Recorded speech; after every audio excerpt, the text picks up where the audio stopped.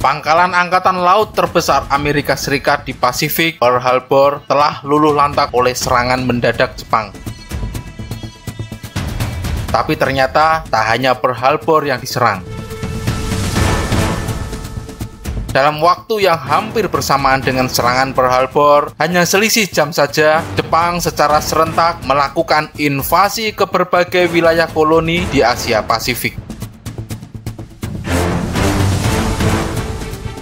Mulai dari Malaysia, Thailand, Hong Kong, Filipina, Guam, Wake Island, hingga Pearl Harbor di Hawaii. Serangan serentak ke segala penjuru ini membutuhkan rencana yang sangat cermat, memerlukan koordinasi yang amat sangat rapi, dan diorkestrasi di berbagai zona waktu yang berbeda. Jepang ingin secepatnya menghancurkan kekuatan pertahanan sekutu sebelum sempat bereaksi, sekaligus mengamankan sumber daya alam dalam serangan serentak Jepang di Asia Pasifik.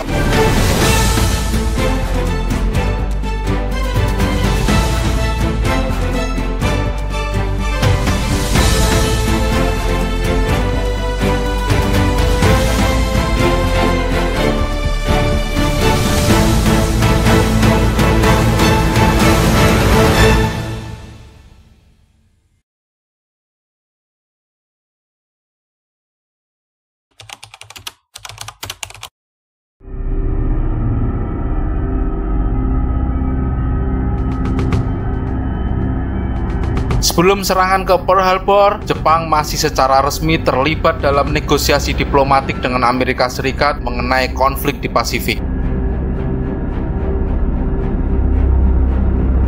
Walaupun dalam kondisi bernegosiasi, Jepang sebenarnya sudah memutuskan untuk berperang melawan Amerika Serikat.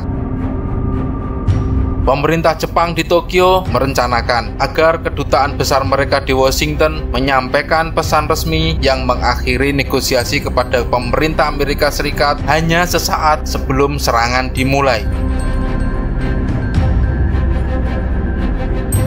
Itu berarti deklarasi perang secara halus kepada Amerika Serikat, sehingga serangan ke Pearl Harbor dapat dianggap sebagai tindakan perang yang resmi daripada serangan yang mendadak tanpa peringatan. Namun, sejarah ternyata mencatat lain. Pada hari terjadinya serangan Jepang ke Pearl Harbor pada tanggal 7 Desember 1941, di pagi hari waktu Washington, pemerintah Tokyo mengirimkan pesan ke kedutaan besar Jepang di Washington yang berisi tentang mengakhiri negosiasi dengan Amerika Serikat. Pesan dari Tokyo ini dikirim dalam 14 bagian melalui komunikasi terenskripsi. Bagian pertama dari pesan sudah mulai diterima oleh kedutaan Jepang di Washington sejak malam sebelumnya. Pada pukul 9 pagi, bagian terakhir dari pesan baru diterima di kedutaan besar Jepang. Pesan tersebut harus segera diterjemahkan dari kode diplomatik Jepang ke bahasa Inggris sebelum disampaikan ke Menteri Luar Negeri Amerika Serikat, Cordell Hull. Saat itu, para diplomat Jepang, termasuk Duta Besar Kichisaburo Nomura dan utusan khusus Saburo Kurusu, tidak mengetahui bahwa serangan ke Pearl Harbor akan terjadi hanya dalam hitungan jam saja. Hingga pukul setengah 11 pagi, dokumen tersebut belum selesai diterjemahkan dan belum siap. Para staf diplomatik bekerja lebih lambat daripada yang diharapkan, sebagian karena tekanan waktu dan kompleksitas dokumen yang dikirim dalam format sandi. Dokumen 14 bagian tersebut ditulis dalam bahasa Jepang dan perlu diterjemahkan ke dalam bahasa Inggris. Kerumitan bahasa Jepang dalam dokumen tersebut ditambah dengan nuansa dan makna yang halus menyulitkan penerjemahan yang cepat dan akurat. Proses penerjemahan ini memakan waktu dan ada perbedaan pendapat mengenai ketepatan terjemahan yang dihasilkan. Tak hanya masalah penerjemahan, beberapa sumber juga menyebutkan bahwa kedutaan juga mengalami kesulitan dalam menggunakan mesin ketik berbahasa Inggris yang makin memperlambat proses pengetikan terjemahan dokumen tersebut. Pada pukul 12:30 siang waktu Washington, akhirnya dokumen 14 bagian tersebut telah siap dan diketik dalam bentuk resmi. Para diplomat Jepang segera berangkat untuk menyerahkan pesan tersebut kepada Menteri Luar Negeri Amerika Serikat Cordell Hull di Departemen Luar Negeri Amerika Serikat. Pada pukul 1 siang waktu Washington, Duta Besar Jepang Nomura dan utusan khusus Kurusu tiba di Departemen Luar Negeri untuk menyerahkan dokumen tersebut. Pada saat itu, serangan Jepang ke Pearl Harbor telah dimulai pada pukul 7.55 pagi waktu Hawaii atau sekitar pukul 12.55 siang waktu Washington. Menlu Amerika Serikat Cordell Hull menerima dokumen tersebut dan segera membacanya. Namun, sebelum para diplomat Jepang sempat memberikan penjelasan, Hull telah menerima laporan dari Pearl Harbor bahwa Jepang telah menyerang pangkalan Angkatan Laut Amerika Serikat. Hull seketika sangat marah dan menganggap Jepang bertindak secara curang dengan berpura-pura bernegosiasi sambil melancarkan serangan mendadak. Hull bahkan memaki Nomura dan Kurusu dan menyebut mereka tidak jujur dan tidak layak dipercaya. Hull langsung mengusir diplomat Jepang tanpa memberikan kesempatan bagi Nomura dan Kurusu untuk berbicara lebih lanjut lagi. Walaupun sangat marah, Hull masih mampu mempertahankan sikap diplomatisnya dengan tidak langsung menahan mereka. Nomura dan Kurusu kemudian kembali ke kedutaan besar Jepang tanpa dihalangi oleh pihak Amerika. Pasukan keamanan Amerika Serikat kemudian menjaga ketat kedutaan besar Jepang di Washington DC tanpa menangkap langsung para diplomatnya. Sesuai dengan konvensi diplomatik internasional, diplomat asing tidak langsung ditangkap, melainkan ditempatkan dalam tahanan rumah atau diisolasi sementara hingga ada kesepakatan untuk pemulangan mereka. Ada spekulasi bahwa keterlambatan tersebut disengaja untuk memastikan bahwa serangan Pearl Harbor telah dimulai sebelum Amerika Serikat menerima pemberitahuan resmi. Ini akan memberikan Jepang keuntungan taktis dari serangan mendadak, sekaligus menghindari tuduhan pelanggaran hukum internasional. Ada bukti bahwa beberapa pejabat Jepang menyadari keterlambatan tersebut dan tidak melakukan upaya yang cukup untuk mempercepat penyampaiannya. Tetapi ada juga yang menolak pendapat tersebut. Beberapa sejarawan berpendapat bahwa keterlambatan tersebut disebabkan oleh masalah teknis seperti masalah penerjemahan dan pengiriman. Mereka berpendapat bahwa Jepang tidak ingin memulai dengan cara yang curang, bahwa keterlambatan tersebut adalah kecelakaan yang tidak disengaja. Faktor komunikasi yang buruk dan juga kurangnya efisiensi dalam penyampaian pesan juga menjadi faktor pendukung dari pandangan ini. Apapun itu, keterlambatan penyampaian dokumen tersebut ditambah dengan serangan mendadak ke Pearl Harbor menyebabkan kemarahan yang mendalam di Amerika Serikat. Serangan tersebut dianggap sebagai tindakan pengkhianatan dan hal ini memperkuat tekad Amerika Serikat untuk berperang melawan Jepang. On Sunday, December 7, 1941, a state of war has existed between the United States and the Japanese Empire.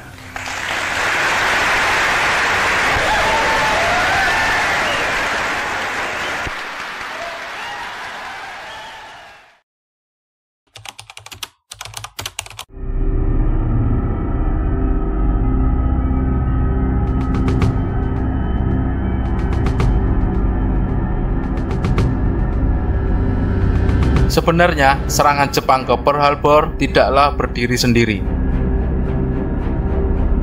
Pada tahun 1941, Jepang telah mengembangkan rencana ekspansi militer yang didasarkan oleh doktrin militer yang dikenal sebagai Nanshin-ron.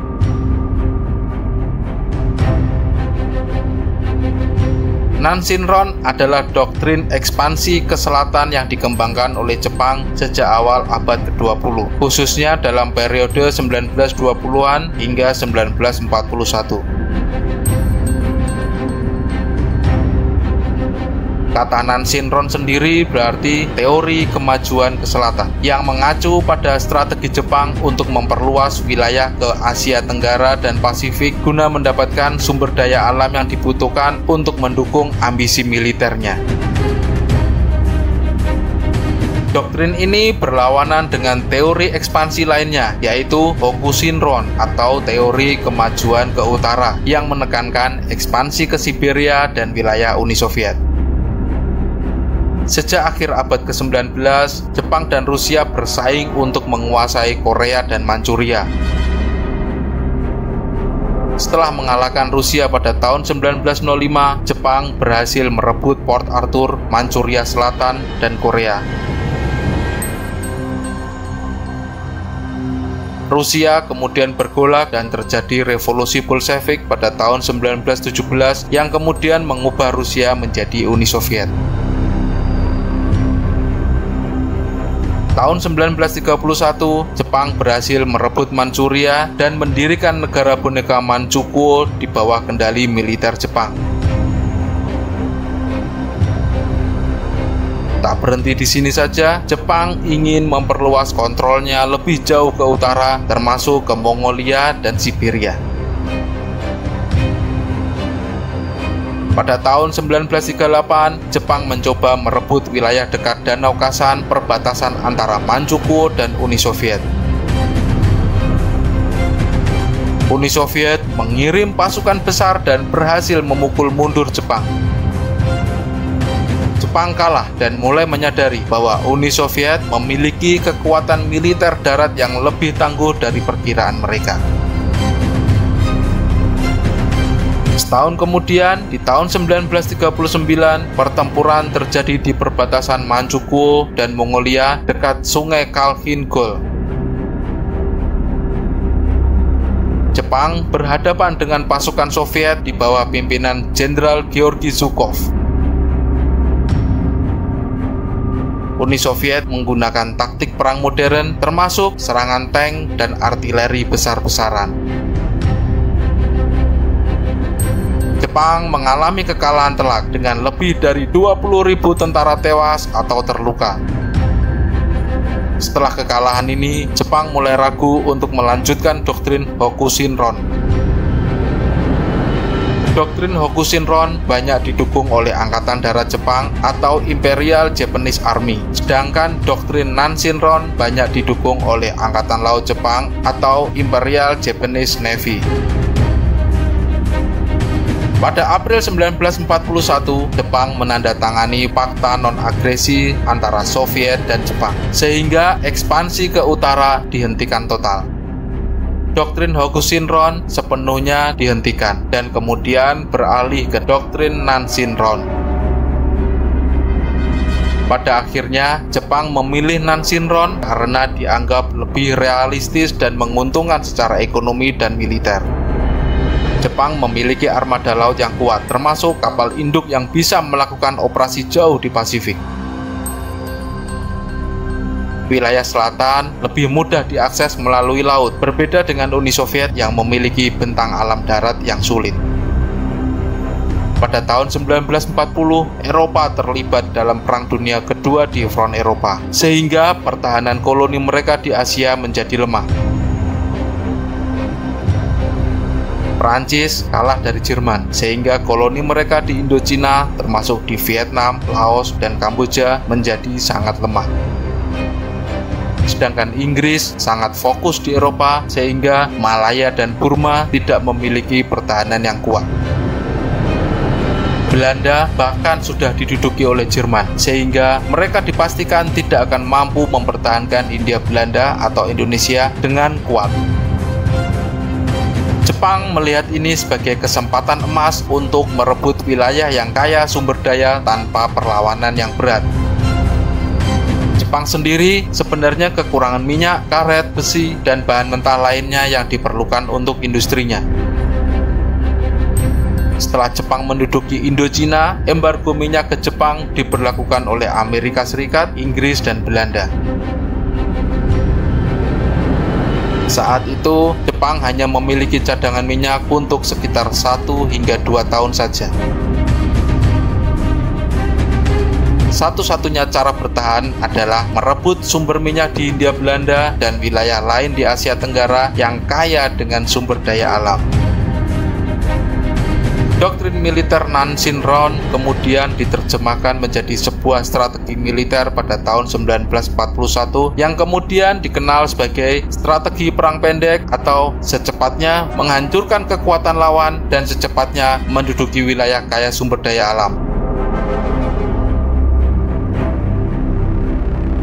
Kemudian secepatnya membentuk pertahanan kuat di wilayah yang direbut dan secepatnya mengakhiri perang dengan negosiasi dengan lawan yang sudah lemah.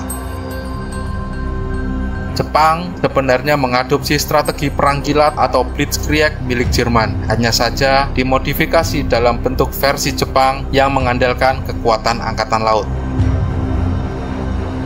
Jepang akan melakukan serangan mendadak dan cepat untuk merebut wilayah kaya sumber daya alam sebelum sekutu bisa bereaksi.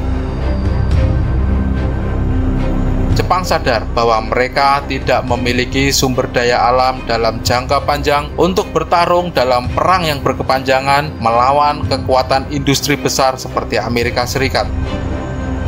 Industri Jepang hanya mampu memproduksi sekitar 10 kapal perang atau 1.000 pesawat per tahun. Sementara Amerika Serikat mampu memproduksi puluhan kali lipat jumlah itu per tahun dalam jangka waktu yang panjang. Jika perang berlangsung lama dan berlarut-larut, maka Jepang jelas akan kalah dalam produksi senjata dan alat perang. Jepang berharap bahwa setelah menghancurkan armada Pasifik Amerika Serikat di Pearl Harbor, mereka bisa memaksakan perjanjian damai dengan Amerika sebelum perang berkepanjangan terjadi. Walaupun ada kelemahan, tapi Jepang juga memiliki kelebihan secara militer jika dibandingkan dengan Amerika Serikat. Jepang memiliki angkatan laut dan udara yang sangat terlatih dengan kapal induk dan pesawat tempur seperti Mitsubishi Zero yang lebih unggul dari pesawat Amerika Serikat. Jika keunggulan ini digunakan dengan benar, Jepang bisa menghancurkan kekuatan musuh sebelum mereka mampu bereaksi. Strategi perang pendek Jepang memiliki 3 tahapan. Tahap pertama adalah Jepang melakukan serangan awal yang cepat untuk menghancurkan semua sasaran militer sekutu sehingga tidak mampu membalas dan secepatnya menguasai wilayah-wilayah yang kaya sumber daya alam. Setelah menghancurkan semua kekuatan militer musuh, tahap selanjutnya adalah secepatnya konsolidasi dengan membangun pertahanan yang kuat di seluruh wilayah yang telah direbut agar sekutu tidak bisa melakukan serangan balik dengan mudah. Setelah mempunyai pertahanan kuat, tahap terakhir adalah secepatnya mengakhiri perang, memaksa sekutu bernegosiasi untuk damai. Jepang akan menciptakan situasi di mana sekutu akan merasa perang terlalu mahal dan sulit, sehingga mereka bersedia menandatangani perjanjian damai yang menguntungkan Jepang. Cara memaksanya adalah Jepang akan menyerang Australia untuk mengisolasi sekutu di Pasifik Selatan, kemudian mengancam wilayah strategis seperti India dan Hawaii untuk menekan Amerika Serikat dan Inggris, sekaligus mempertahankan wilayah taklukan sekuat mungkin dengan perlawanan sengit. Jepang berharap bahwa setelah beberapa kekalahan besar, Amerika Serikat dan Inggris akan memilih perundingan damai daripada perang jangka panjang.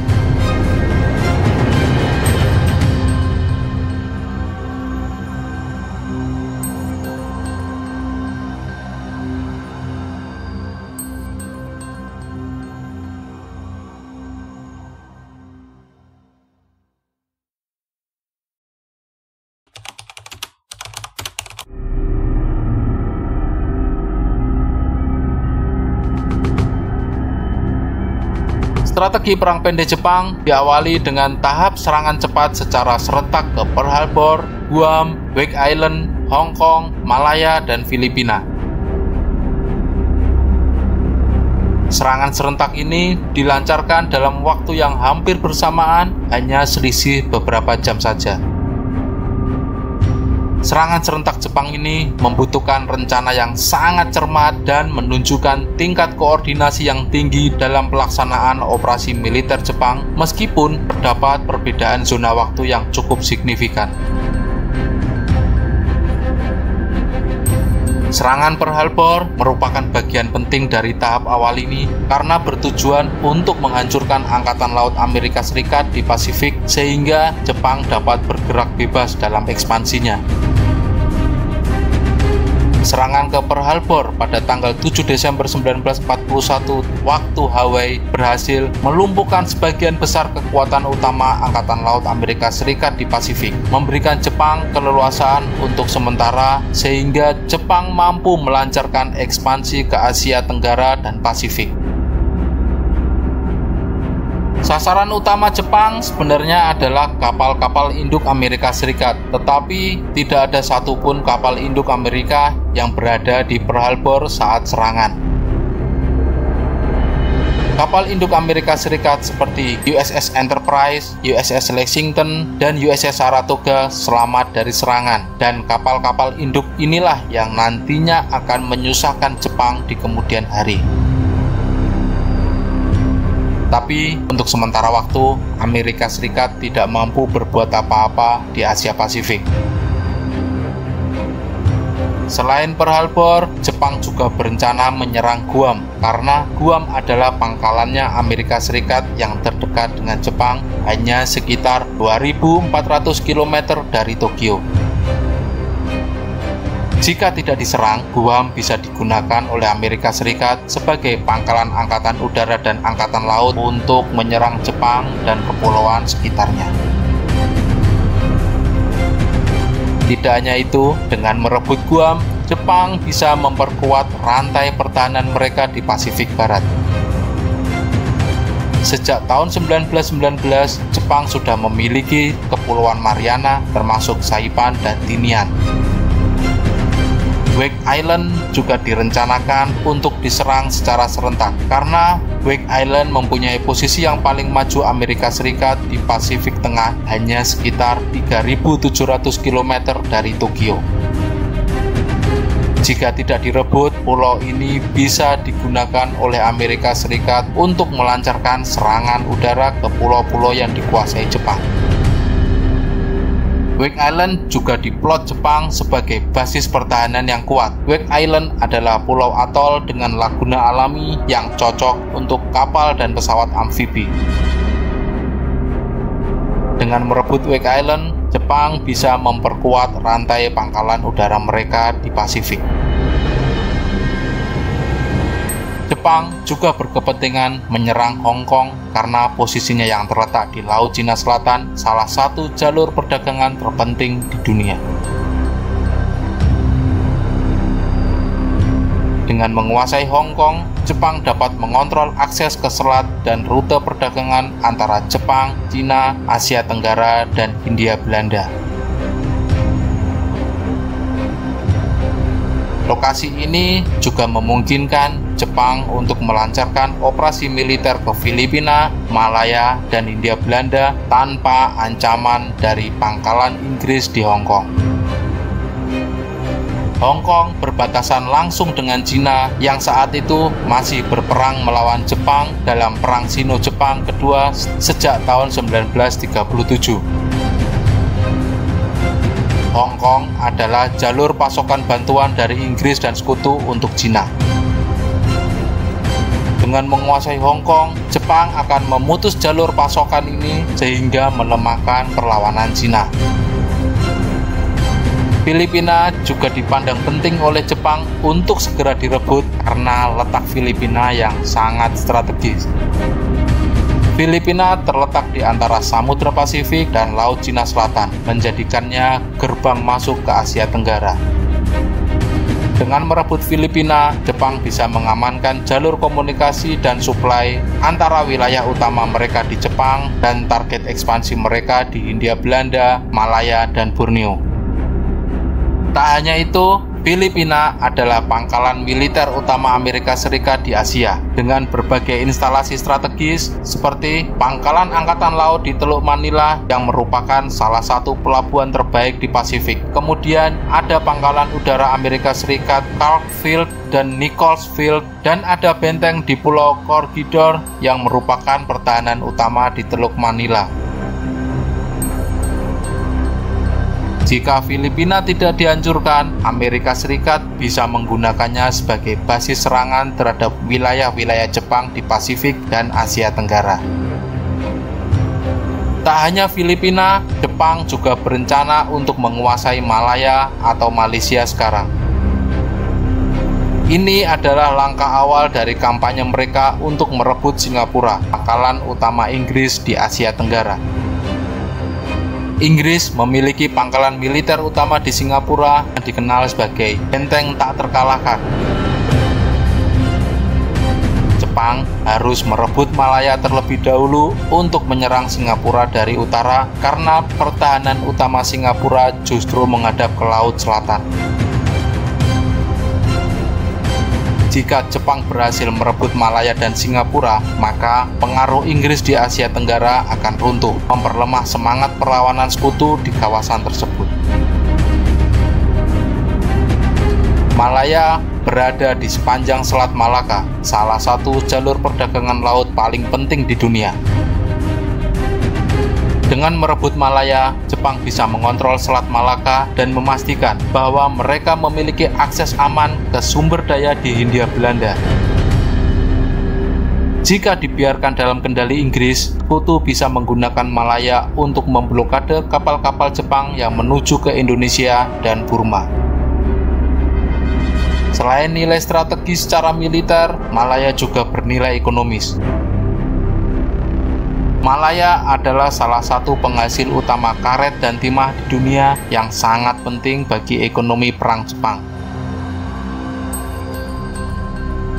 Sebelum perang, Jepang bergantung pada impor karet dari Malaya. Tetapi setelah Inggris memberlakukan embargo ekonomi, Jepang harus merebut Malaya secara paksa untuk mendapatkan akses langsung ke sumber daya ini.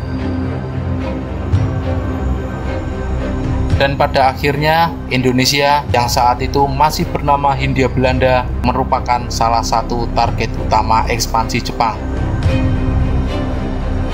Indonesia adalah wilayah kaya sumber daya alam yang sangat dibutuhkan Jepang untuk menopang ekonominya dan mendukung mesin perangnya. Indonesia adalah salah satu penghasil minyak terbesar di dunia dengan ladang minyak utama di Palembang, Tarakan, Balikpapan, dan Jawa. Dengan menguasai Indonesia, Jepang tidak perlu lagi bergantung pada impor minyak dari Amerika atau Timur Tengah. Tak hanya minyak bumi, Jepang juga mengharapkan mendapatkan hasil alam lainnya sehingga Jepang bisa melanjutkan perang lebih lama tanpa bergantung pada impor dari luar. Secara militer, Indonesia juga dianggap penting. Dengan menaklukkan Indonesia, Jepang berarti melemahkan posisi sekutu di Asia Tenggara. Dengan jatuhnya Indonesia, Belanda yang termasuk negara sekutu akan kehilangan salah satu koloni terkaya mereka dan tidak akan bisa lagi berkontribusi banyak dalam perang melawan Jepang. Bagaimana dengan realisasi rencana militer Jepang ini?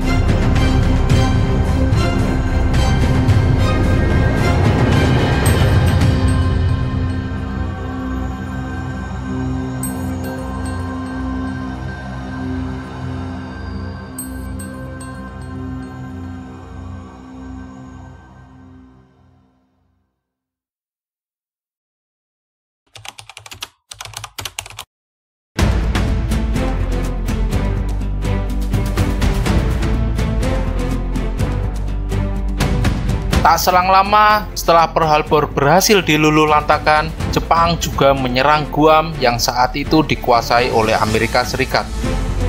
Jepang telah merencanakan penyerangan ini sejak sebelum perang dimulai, karena Guam bisa menjadi pangkalan militer bagi Amerika Serikat yang akan menyerang langsung ke kepulauan Jepang. Saat itu, garnisun Amerika Serikat di Guam sangat lemah, hanya memiliki sekitar 547 tentara dan marinir, serta beberapa polisi lokal dan warga sipil bersenjata. Jelas, Jepang memiliki keunggulan jumlah pasukan, kapal perang, dan pesawat tempur yang membuat pertahanan Guam hampir mustahil menang. Pada pagi hari tanggal 8 Desember 1941 waktu lokal, hanya beberapa jam setelah serangan Pearl Harbor, pesawat-pesawat Jepang dari Saipan mulai membombardir Guam. Target utama adalah pangkalan Angkatan Laut Amerika Serikat di Pearl Harbor, pangkalan udara di Sumai, dan kantor pemerintah Amerika Serikat di Hagåtña, ibu kota Guam. Serangan ini menghancurkan hampir semua infrastruktur militer di Guam. Beberapa kapal kecil Amerika Serikat di pelabuhan dihancurkan, termasuk kapal perusak USS Penguin yang akhirnya ditenggelamkan oleh awaknya sendiri agar tidak jatuh ke tangan Jepang. Komunikasi Amerika Serikat dengan dunia luar terputus, dan pasukan Amerika Serikat di Guam tidak bisa meminta bala bantuan. Pada dini hari, tanggal 10 Desember, Jepang mengerahkan sekitar 5.500 tentara dari Divisi Infanteri ke-144 dan pasukan Angkatan Laut yang mendarat di Tumon Bay, sebelah barat laut pulau, dan di Talofovo Bay, sebelah tenggara pulau. Gubernur Guam, Kapten George McMillan, menyadari bahwa perlawanan lebih lanjut tidak ada gunanya dan bisa mengakibatkan pembantaian.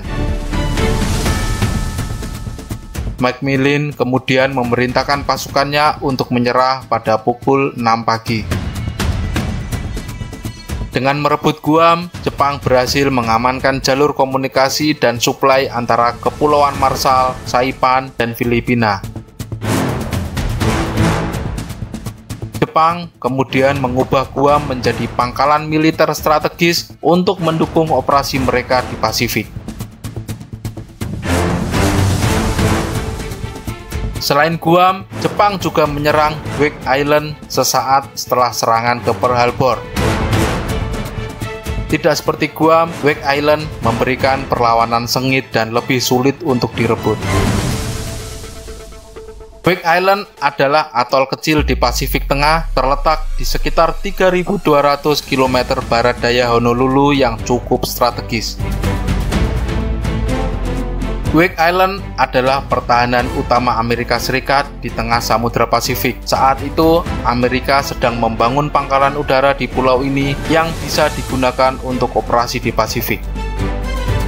Wake Island juga merupakan titik penting bagi jalur komunikasi dan pergerakan pasukan antara Hawaii dan Filipina. Wake Island hanya dijaga oleh pasukan Amerika Serikat yang jumlahnya sangat kecil, yaitu 388 marinir dari 1st Defense Battalion USMC. Kemudian ada 68 personel Angkatan Laut Amerika Serikat, ditambah 1.221 pekerja sipil kontraktor yang bertugas membangun fasilitas di pulau itu.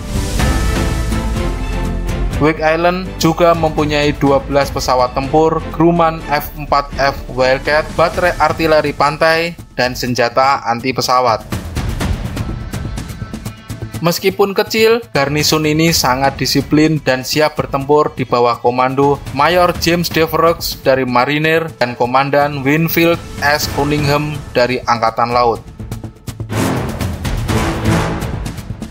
Pada pagi hari 8 Desember 1941 waktu Wake Island, sehari setelah Pearl Harbor, 36 pesawat pengebom Jepang dari Kepulauan Marshall menyerang Wake Island. Sebagian besar pesawat tempur F-4F Wildcat Amerika Serikat dihancurkan di darat karena tidak sempat mengudara untuk melawan.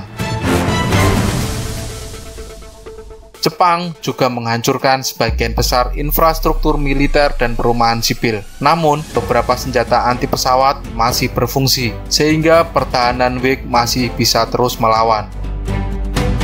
Setelah dibombardir, pada tanggal 11 Desember pukul 5 pagi, armada Jepang mulai mendekati Wake Island dengan perlindungan pesawat tempur. Armada Jepang terdiri atas 3 kapal penjelajah ringan, 6 kapal perusak, dan 2 kapal pengangkut pasukan berisi sekitar 500 tentara Jepang. Marinir Amerika Serikat melancarkan tembakan artileri pantai, berhasil menenggelamkan kapal perusak Hayate dan merusak kapal destroyer lainnya. Tembakan anti pesawat juga berhasil menembak jatuh beberapa pesawat Jepang. Jepang gagal mendarat dan memutuskan untuk mundur. Ini adalah pertama kalinya dalam Perang Pasifik pasukan Jepang gagal dalam invasi amfibi. Jepang merasa dipermalukan setelah kegagalan serangan pertama. Laksamana Sadamu Takashi kemudian mempersiapkan armada yang lebih besar dengan perlindungan yang lebih kuat.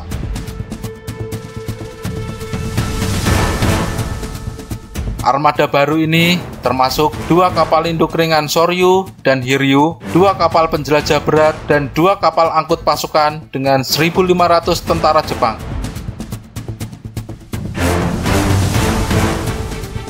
Pesawat dari kapal induk Jepang kemudian membombardir Wake Island setiap hari.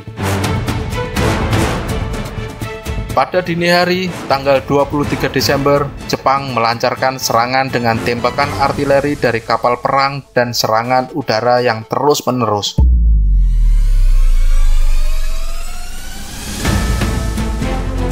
Sekitar 1.500 tentara Jepang berhasil mendarat di pantai. Pertempuran sengit terjadi di darat, di mana marinir Amerika Serikat dan pekerja sipil ikut bertempur dengan persenjataan seadanya. Jepang mengalami kerugian yang cukup berat, tetapi akhirnya berhasil memecah pertahanan Amerika Serikat dan menyerbu posisi utama di pulau itu. Pukul 7 pagi, Mayor Devroux memerintahkan pasukannya untuk menyerah setelah menyadari perlawanan lebih lanjut tidak akan berhasil.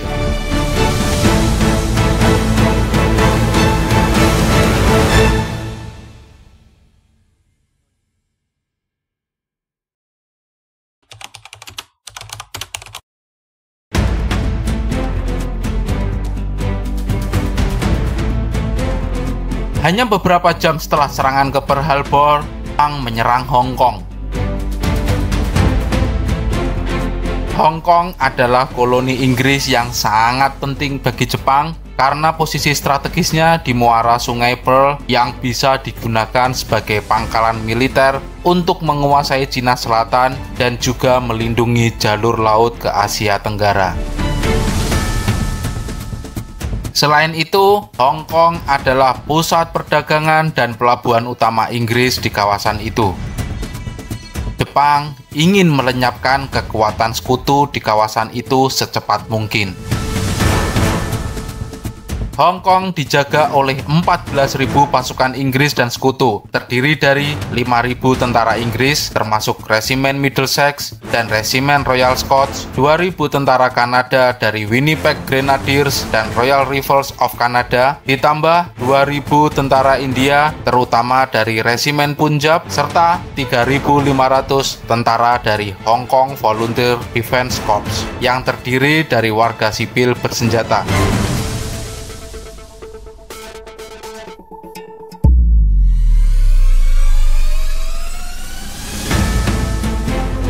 Garnison ini memiliki beberapa kapal perang kecil dan baterai artileri untuk pertahanan pesisir. Untuk menyerang Hong Kong, Jepang mengerahkan Divisi 38 yang berjumlah sekitar 52.000 tentara yang dipimpin oleh Jenderal Takashi Sakai. Pasukan ini didukung oleh artileri berat, unit tank, dan juga dukungan serangan udara dari Angkatan Udara Kekaisaran Jepang. Pada tanggal 8 Desember 1941 waktu Hong Kong atau beberapa jam setelah Pearl Harbor, Jepang meluncurkan serangan udara besar-besaran terhadap pangkalan udara Kai Tak di Hong Kong. Seluruh pesawat tempur Inggris dihancurkan di darat, membuat sekutu kehilangan perlindungan udara. Pada sore harinya, Jepang membombardir posisi pertahanan Inggris di perbatasan utara Hong Kong di daerah Singmun dan Gin Drinkers Line. Inggris bertahan di Gin Drinkers Line, pertahanan utama mereka di perbatasan Hong Kong dan Cina. Pada tanggal 10 Desember, Jepang berhasil menerobos lini pertahanan ini setelah melalui pertempuran sengit. Inggris terpaksa mundur ke Pulau Hong Kong, meninggalkan semenanjung Kowloon dan menghancurkan pelabuhan kapal feri untuk mencegah Jepang menyeberang. Jepang berhasil menguasai Kowloon dan mengisolasi Hong Kong dari dunia luar sambil melancarkan serangan udara dan artileri setiap hari. Jepang menuntut Inggris untuk menyerah, tetapi Gubernur Hong Kong, Sir Mak Yong, masih menolak. Pada malam hari, tanggal 18 September, Jepang mulai menyeberangi Selat Victoria dalam kegelapan, kemudian mendarat di wilayah North Point dan Aldrich Bay.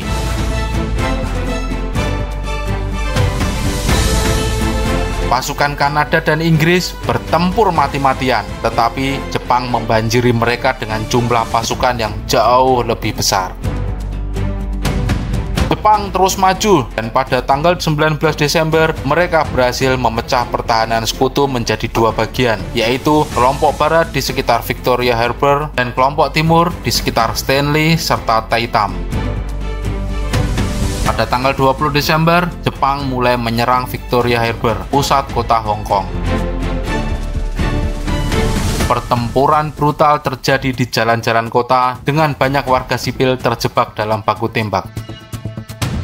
Jepang mengeksekusi tawanan perang dan menghabisi warga sipil, termasuk 50 staf medis dan pasien di rumah sakit St. Stephen's College.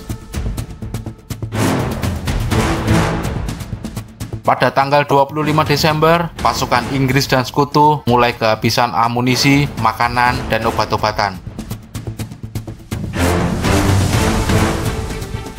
Gubernur Hong Kong, Sir Mak Yong, menyerah kepada Jepang di Hotel Peninsula Kowloon. Hari ini kemudian dikenal sebagai Black Christmas bagi pasukan sekutu dan warga Hong Kong.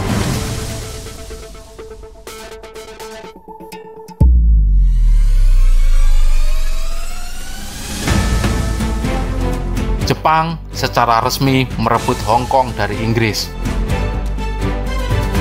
Hong Kong kemudian berganti nama menjadi Xianggang dalam bahasa Mandarin. Beberapa kelompok gerilya Cina dan Inggris masih terus melakukan perlawanan bawah tanah terhadap Jepang.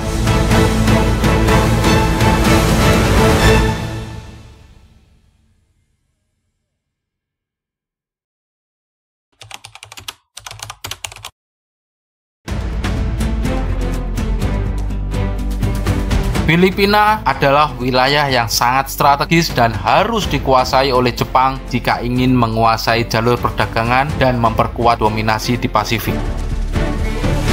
Filipina terletak di tengah jalur perdagangan utama antara Jepang dan Asia Tenggara. Filipina juga merupakan markas utama armada Asia Angkatan Laut Amerika Serikat di Teluk Manila atau yang sering disebut sebagai Cavite Naval Base. Filipina juga memiliki pangkalan udara Clarksville dan Nicholsville, pangkalan pesawat pembom jarak jauh yang bisa saja akan menyerang Jepang. Jika Filipina tidak direbut, pasukan Amerika Serikat bisa mengganggu ekspansi Jepang ke Indonesia dan Malaya. Jepang sangat ingin melumpuhkan Filipina secepat mungkin sebelum Amerika Serikat bisa mengirimkan bantuan. Pasukan Jepang dipimpin oleh Jenderal Masaharu Homma dengan 129.000 personel dari Divisi 14 ditambah dengan armada laut.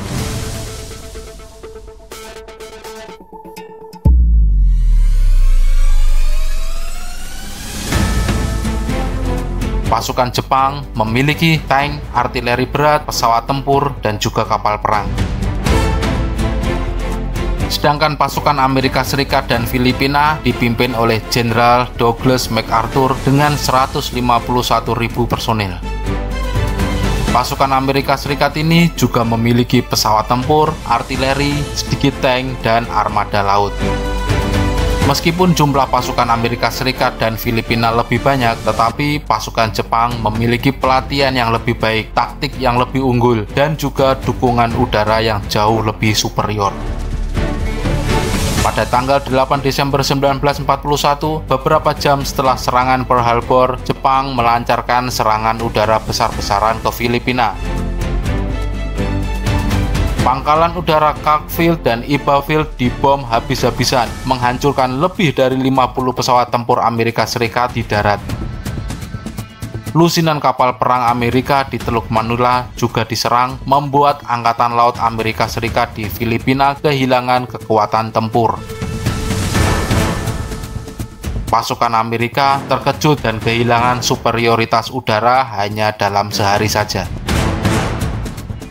Pada tanggal 10 Desember, pasukan Jepang mendarat di Apari dan Vigan, Luzon Utara, tanpa mengalami banyak perlawanan. Pasukan Filipina mencoba bertahan, tetapi kalah jumlah dan persenjataan. Pada tanggal 12 Desember, Jepang melakukan pendaratan utama di Teluk Lingayen, Luzon Utara.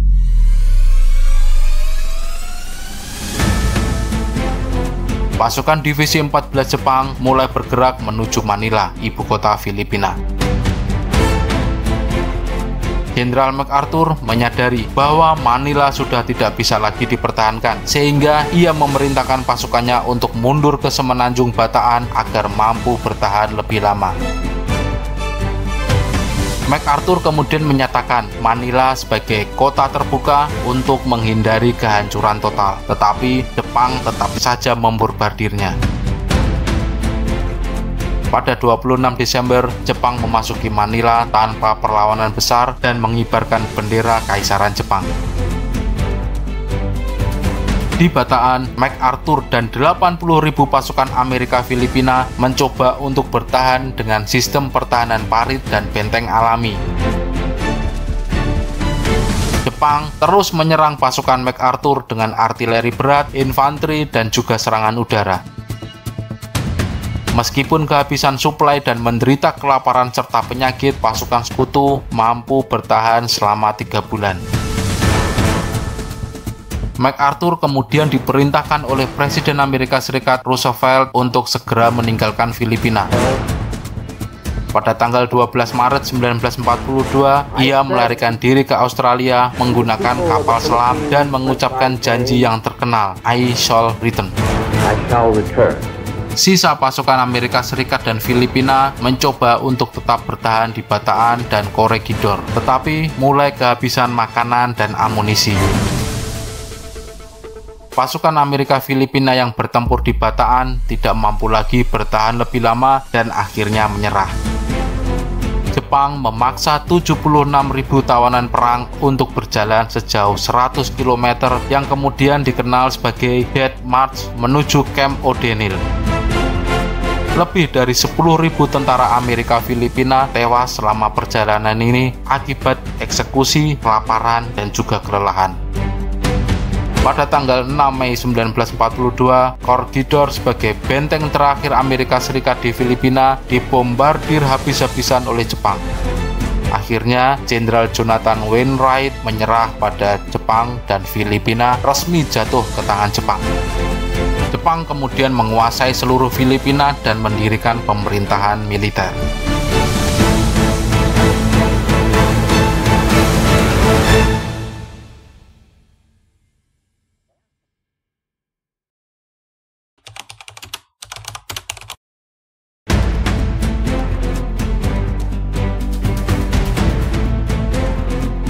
Pada 8 Desember 1941, sekitar pukul 2 malam, hampir bersamaan dengan serangan di Pearl Harbor, pasukan Jepang mendarat di Thailand Selatan. Pasukan Jepang yang berkekuatan 25.000 personil dari divisi ke-15 dan ke-25 dilengkapi dengan tank ringan, artileri, pesawat tempur, dan kapal pendarat. Pasukan Jepang yang dipimpin oleh Jenderal Tomoyoki Yamashita mendarat di Songla, Patani, dan Nakhon Si Thammarat. Pasukan Jepang yang mendarat di Songla dan Patani akan melakukan invasi ke Malaya melalui jalur darat pantai barat Malaya, sedangkan pasukan yang mendarat di Nakhon Si Thammarat akan berperan sebagai pendukung komunikasi dan logistik. Jepang menggunakan kapal perang dan kapal pendarat untuk mendaratkan ribuan tentaranya. Pasukan Thailand terkejut dan tidak siap menghadapi serangan dalam skala yang besar. Pasukan Jepang menghadapi perlawanan sengit dari tentara Thailand di Patani dan Songla. Pasukan Thailand yang dilengkapi dengan senjata infanteri ringan, sedikit artileri, angkatan laut kecil, mencoba memberikan perlawanan yang sengit, berhasil menghancurkan beberapa tank dan kendaraan Jepang. Namun, pasukan Jepang lebih terlatih dan memiliki senjata yang jauh lebih kuat. Hanya dalam beberapa jam saja, Jepang berhasil menguasai kota-kota utama di selatan Thailand. Jepang kemudian mengultimatum pemerintah Thailand untuk bekerja sama atau menghadapi kehancuran total.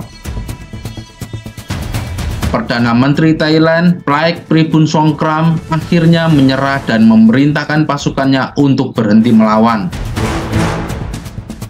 Thailand secara resmi menyetujui aliansi militer dengan Jepang pada tanggal 21 Desember 1941. Sebenarnya, sejak awal, Jepang tidak pernah mengincar wilayah Thailand Selatan. Jepang hanya ingin menggunakan wilayah Thailand Selatan sebagai jalur invasi darat ke Malaya dan Burma. Setelah Thailand bisa dipaksa untuk menjadi aliansi, Jepang mendapatkan akses jalur darat yang aman untuk invasi ke Malaya dan Burma. Jalur suplai Jepang menjadi jauh lebih efektif karena bisa menggunakan Thailand sebagai pangkalan. Jepang bisa menyerang Malaya dari utara melalui jalur darat untuk mengejutkan pasukan Inggris. Kini, Jepang bersiap untuk mengepung Malaya dari jalur darat Thailand Selatan.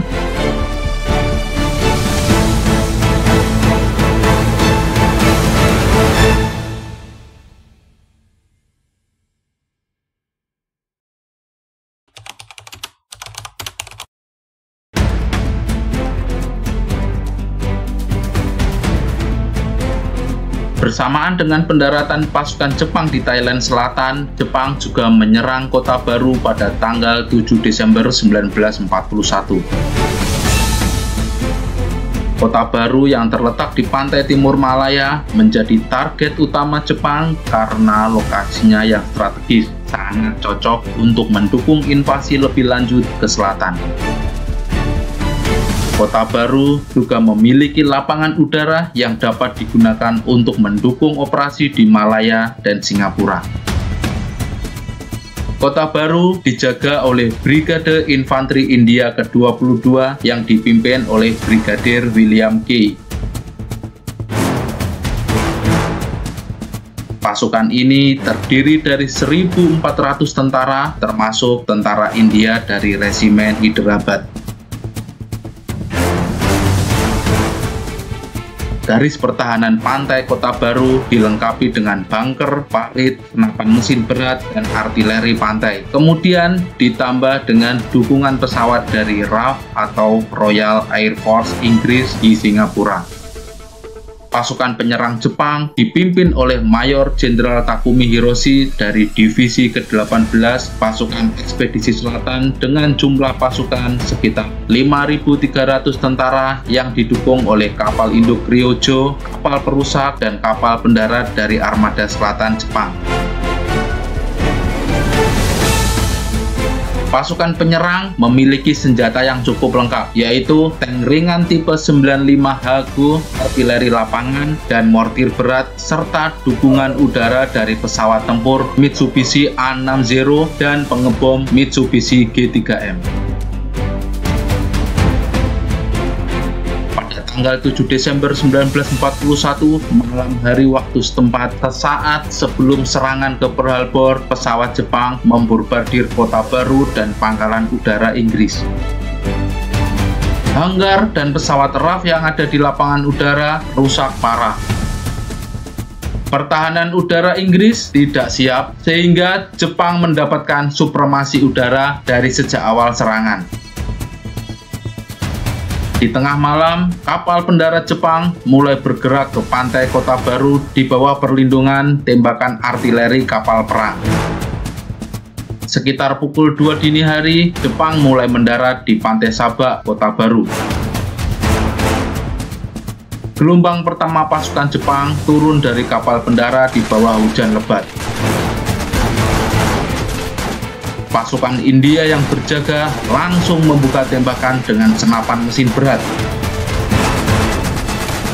Banyak tentara Jepang tertembak dan tewas di perairan dangkal, tetapi mereka terus maju.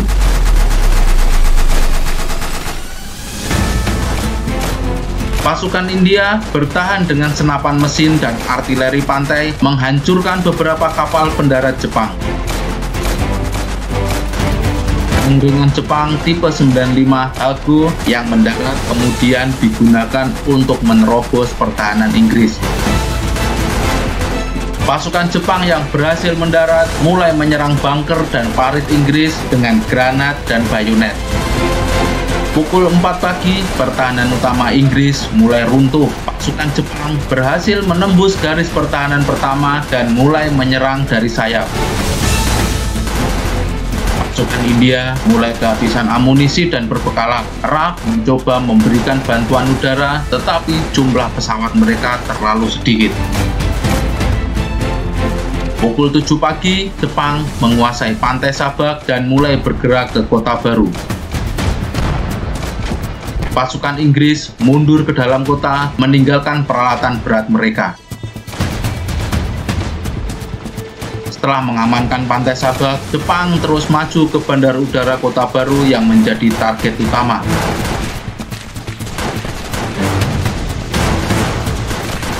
Pasukan Inggris dan India melakukan serangan balasan di sekitar pangkalan udara dan jembatan menuju pusat kota. Namun, pasukan Jepang yang didukung artileri dan pesawat tempur Mitsubishi Zero berhasil mendesak pasukan sekutu.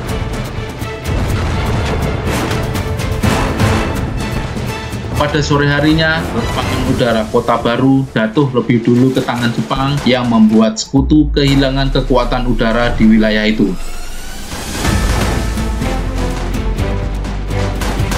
Pasukan Inggris dan India yang tersisa mulai mundur ke arah selatan menuju Kuala Krai dan Gua Musang. Jepang sepenuhnya menguasai Kota Baru dalam waktu kurang dari 24 jam setelah pendaratan. Jepang merebut lapangan udara Kota Baru yang akan menjadi pusat kekuatan udara mereka untuk mendukung serangan selanjutnya.